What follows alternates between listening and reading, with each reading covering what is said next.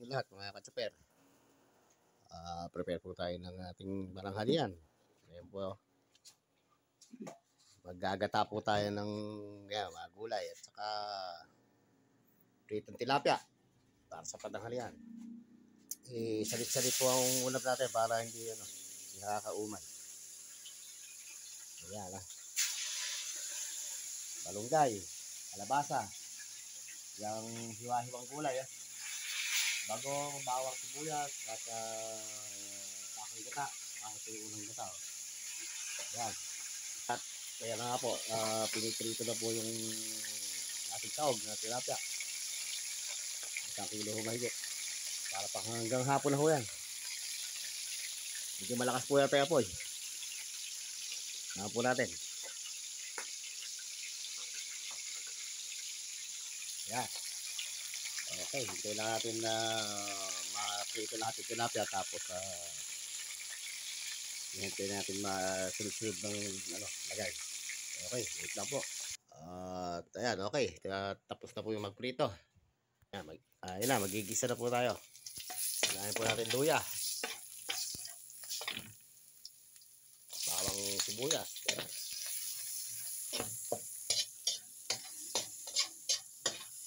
Bawang sibuyas. At yung bagong. Okay, ayan.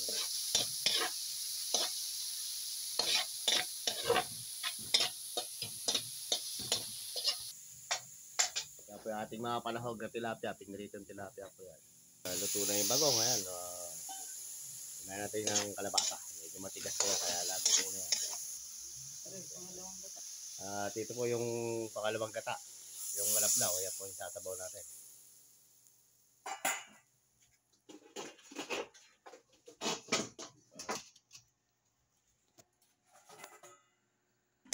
At ayan, malambot na po yung kalabasa. Sunod na po natin yung mga ritasong gulay para pampakpit lang po yan.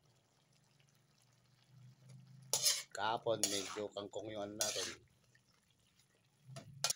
Gulay po tayo. Gulay is life. Yan. Hintay lang uli mo lumambot na konti. At ayan, nakulo na. Lagyan na po natin yung kakong gata. Yung pinaka malapot. Ayan, hintay lang uli kumulo yata yan. Tapos lalagyan natin itong sahog na tilapia. Lalagyan natin yung sahog na tilapia. Ayan. Tilapia yan ang sahog natin. Hintayin lang po natin kumulo yung ating gata. At ayan, tinalbog na natin yung dahon ng malunggay. At kumukulo na po yung ating gata. Halo-halo lang. Ayan. Okay, pwede na yan. At para hindi masyadong lantay yung ayan, lagyan na po natin yung tilapia. Okay, ayan. Yung mga ulo lang pala yan, isasahog. Yung panghapunan na yan. Diskarte lang. Okay, at yan naman po mga katsuper. Maraming salamat po sa blessings sa araw na to. At ulam na po tayo. Maya-maya po, kain na. Maraming salamat po.